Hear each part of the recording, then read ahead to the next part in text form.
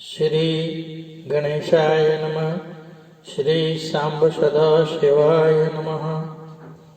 पुराण श्रवण की महिमा। एक बार भी जीवन में यदि पुराण का श्रवण करते हैं तो हमारा जीवन निखर जाता है। हमारे ऋषि महर्षियों ने काफी आत्ममंथन करके ये देखा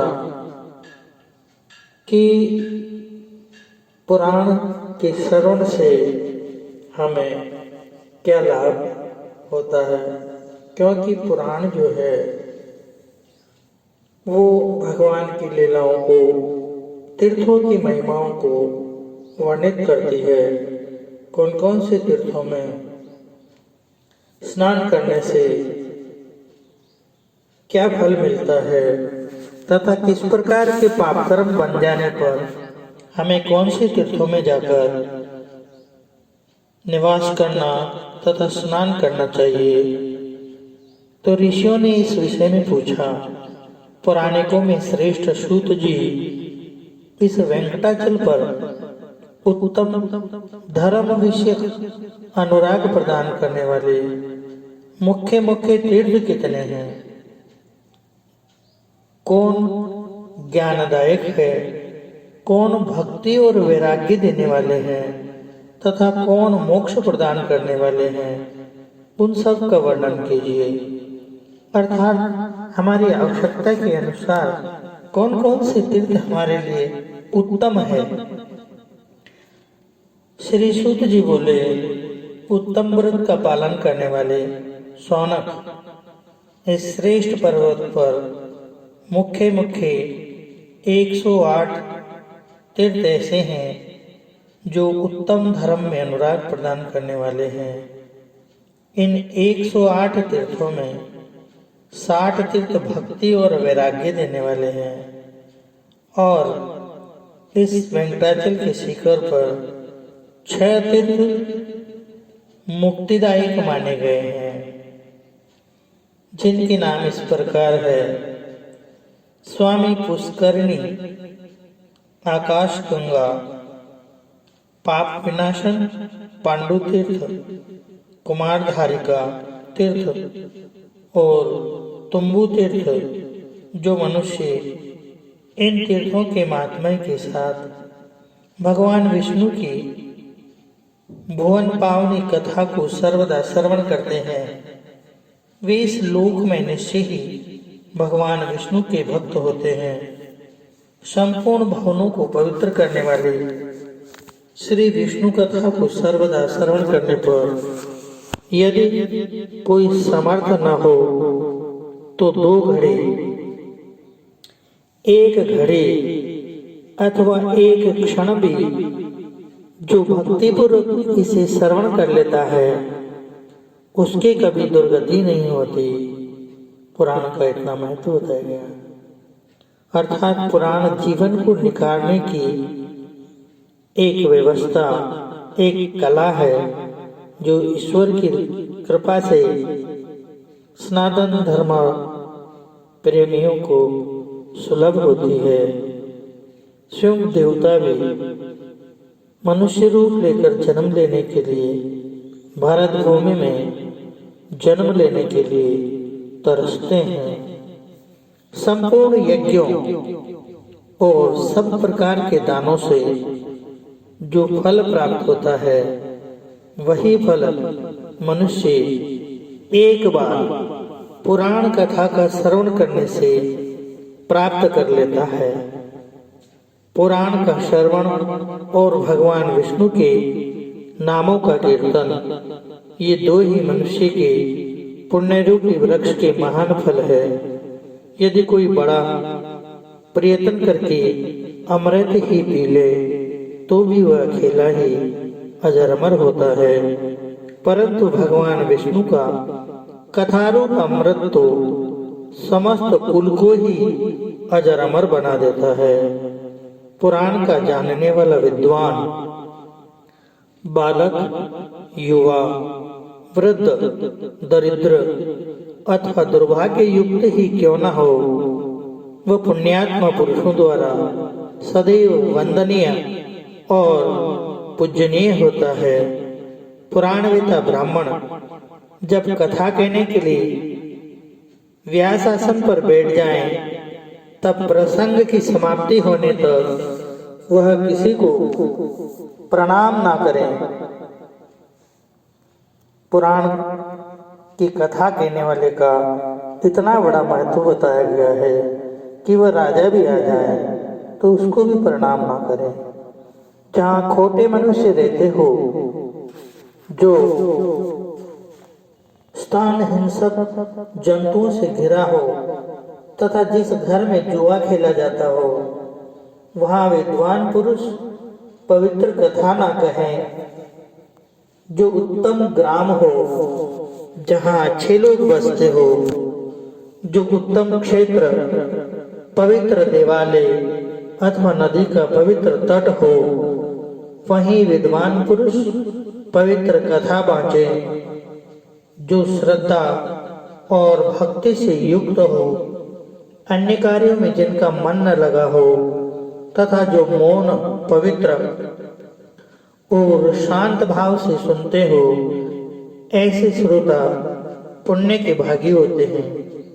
जो अधम मनुष्य बिना भक्ति भाव के पवित्र कथा सुनते हैं, उनको पुण्य फल की प्राप्ति नहीं होती। जो पान चबाते हुए भगवान की पवित्र कथा सुनते हैं, वे नरक में पड़ते हैं।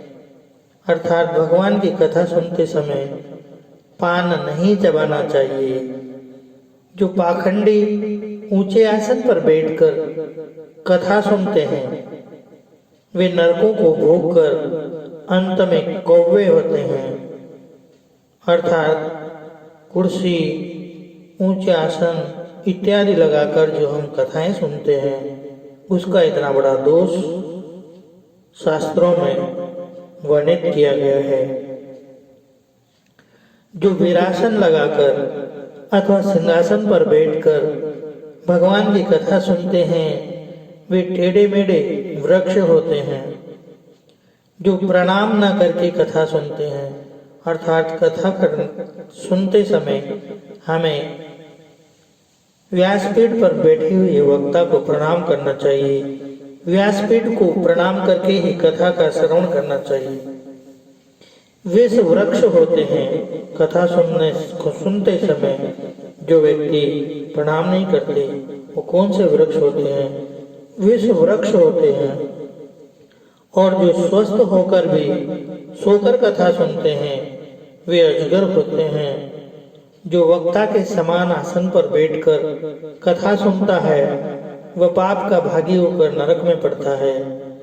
जो पुराण के ज्ञाता, विद्वान की तथा सब पापों का नाश करने वाली उत्तम कथा की निंदा करते हैं, वे कुत्ते होते हैं। अर्थात पुराण का जो निंदा करने वाला व्यक्ति है, वो आगे चलकर कुत्ते की योनि को प्राप्त होता है। जब कथा बांची जाती हो, उस समय जो दुष्टतापूर्ण उत्तर प्रत्युत्तर करते हैं, बहुत से बार बार अपने क्वेश्चन करते रहते हैं, वे गधे होते हैं। तथा उसके बाद गिरगिट की योनि में जन्म लेते हैं।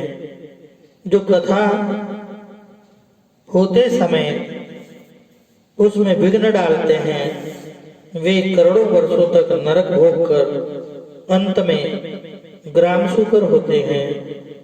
जो नर श्रेष्ठ पुराण वेता विद्वान के बैठने के लिए कंबल, मर्गचर्म, वस्त्र तथा चौके देते हैं, वे स्वर्गलोक में जाकर मनोवांछित भोगों को भोगकर ब्रह्मादि देवताओं के लोकों में स्थित होते और निरामय पद को प्राप्त हो जाते हैं। जो पुराण के बैठने के लिए सूत और नया कपड़ा देते हैं, वे प्रत्येक जन्म में भगवान और ज्ञान संपन्न होते हैं। इस प्रकार वेंकटाचल की महात्मा को सुनकर सब ऋषियों ने पौराणिकों में श्रेष्ठ सूत जी का यथा योग्य सम्मान करके अनुपम हर्ष प्राप्त किया। ऋषि बोले, सूत जी, अब हम लोग कटाह तीर्थ का महात्म्य सुनना चाहते हैं। सूत जी बोले, विप्रवरों, कटाह तीर्थ सब लोगों में प्रसिद्ध है। वह सब प्रकार की संपत्तियों को देने वाला, शुद्ध तथा सब पापों का नाश करने वाला है। उससे दुस्वप्नों का नाश हो जाता है। वह महापातकों का नाश करने वाला, बड़े बड़े विघ्नों का निवारण करने वाला तथा मनुष्यों को परम शांति देने वाला है। कटाह तीर्थ स्मरण करने मात्र से सब पापों का संहार कर देता है। अतः केशवाय नमः, नारायणाय नमः, माधवाय नमः, इन नामों से पृथक पृथक उस तीर्थ के जल का आचमन करके अथवा तीनों नामों से एक ही बार उस तीर्थ के कल्याणप्रद जल का पान करें अथवा भगवान वेंकटेश्वर के अष्टाक्षर मंत्र से भोग मोक्ष प्रदान करने वाले उक्त तीर्थ का जल पिए। पहले ये प्रार्थना करें कि हे तीर्थवर, जन्मांतर में किए हुए मेरे महापाप का शीघ्र नाश करो। उसके बाद मोक्ष मार्ग के एकमात्र साधन कटाह तीर्थ के जल का नित्य पान करें। स्वामी पुष्करणी तीर्थ का स्नान, वाराह स्वामी का दर्शन और कटाह तीर्थ के जल का पान, ये तीन बातें त्रिलोकी में दुर्लभ है। कटाह तीर्थ का यत्नपूर्वक सेवन करना चाहिए, क्योंकि उस तीर्थ का परम उत्तम जल पीकर पापी भी कृतार्थ हो जाते हैं। ब्राह्मणों, कटाह तीर्थ का महात्म्य मैंने जैसा सुना उसी प्रकार तुम्हें बताया है। अब मैं एक दिव्य पाप नाशक कथा सुनाता हूँ, तुम सब लोग सावधान होकर सुनो। द्वापर की बात है।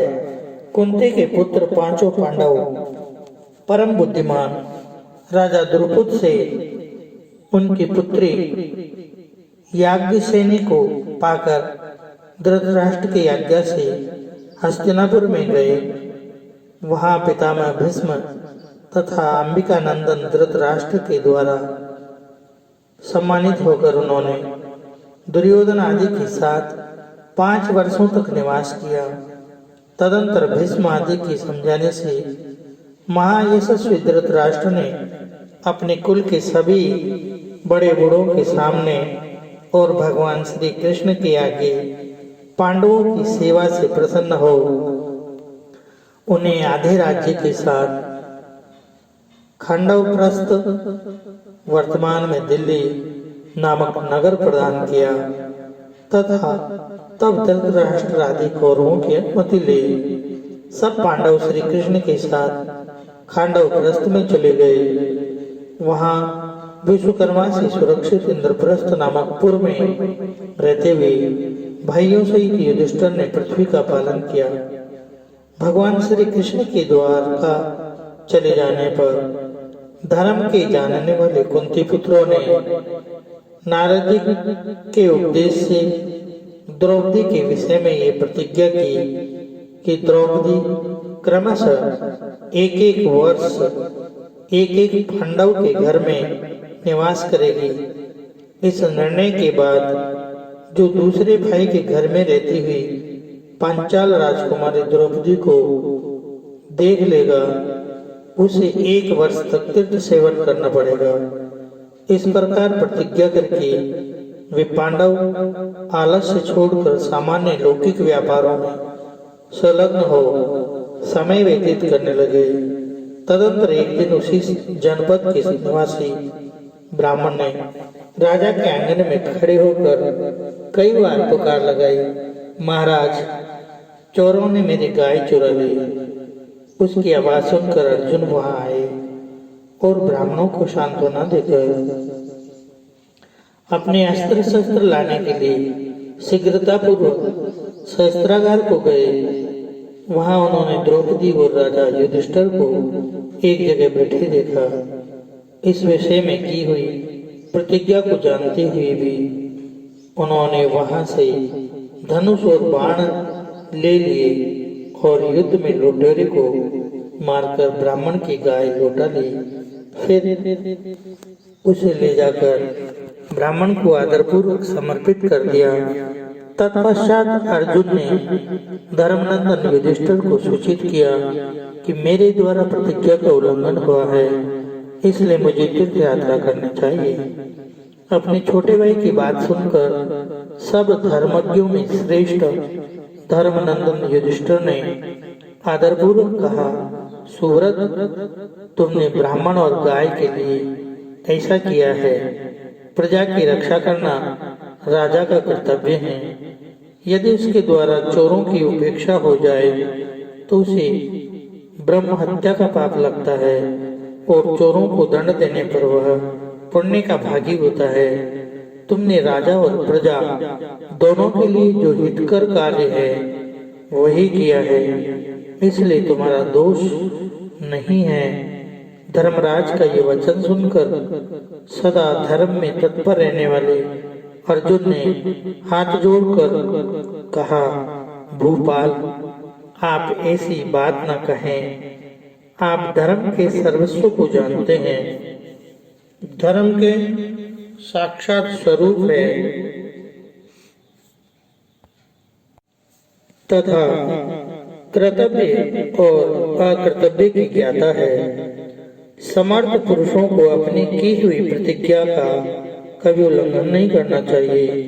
आर्य, यदि मुझ पर दया करके मुझे तीर्थों में जाने से रोक देंगे तो संसार के मनुष्य यदि मुझे हत प्रतिज्ञ कहने लगे तो उन्हें कौन रोक सकता है। मेरा मन भी तीर्थ यात्रा की उत्कंठा से उतावला हो रहा है। राजन, नारद जी ने जो अनुशासन किया है वह हमारे लिए सर्वथा कर्तव्य है। अतः महाराज, तीर्थ यात्रा के लिए मैंने जो ये उद्योग किया है इससे आपको प्रसन्न होना चाहिए। स्वामी को सेवकों की प्रतिज्ञा का उनके द्वारा निर्वाह करवाना चाहिए। तब भाइयों की सलाह ले बहुत अच्छा कहकर युधिष्ठिर ने अर्जुन का अनुरोध स्वीकार कर लिया। अर्जुन ने प्रणाम और विनय आदि के द्वारा अपने बड़े भाई को संतुष्ट किया। फिर यथायोग्य भीमसेन आदि बंधुओं से भी विदा ले ब्राह्मणों से स्वस्ति वाचन कराकर अर्जुन ने वहां से यात्रा की। राजकुमार अर्जुन ने पहले गंगा नदी के तट पर पहुंचकर उसी के किनारे किनारे निकटवर्ती मार्ग से जाते हुए हरिद्वार, प्रयाग और काशी आदि तीर्थों का सेवन किया और अन्य तीर्थों का दर्शन करते हुए वे ऊंची ऊंची तरंगों से लहराते हुए दक्षिण समुद्र तक जा पहुंचे। फिर परम पवित्र महानदी प्रसिद्ध पुरुषोत्तम तीर्थ और सिंहाचल का दर्शन करके उन्होंने अपने को कृत्य माना। तत्पश्चात अर्जुन ने समस्त पातक समूह का विनाश करने के कारण अतिशय गौरव को प्राप्त हुई पुण्यमयी गोदावरी नदी का दर्शन किया। उसके जल से विधि पूर्वक स्नान करके वे मलापहा नदी के तट पर गए। उसके दर्शन से उन्हें बड़ी प्रसन्नता हुई। उसके बाद वे सरिताओं में श्रेष्ठ कृष्णवेणी नदी के समीप जा पहुंचे और भगवान शंकर के निवास स्थान श्री पर्वत का दर्शन किया। फिर पिनाकिनी नदी को पार करके देवताओं और ऋषियों द्वारा सेवित वेंकटाचल पर्वत का दर्शन किया, जो भगवान नारायण का प्रिय निवास है। उस पर्वत के शिखर पर स्थित संपूर्ण लोकों के एकमात्र स्वामी सुप्रसिद्ध भगवान श्री हरि का अर्जुन ने कल्याण की सिद्धि के लिए भक्तिपूर्वक पूजन किया। तदंतर महापर्वत वेंकटाचल के शिखर से उतरकर उन्होंने सिद्धों और मुनियों के समुदाय से सेवित स्वर्णमुखरी नाम वाली नदी का दर्शन किया, जिसे मुनिवर अगस्त्य जी यहाँ ले आए थे।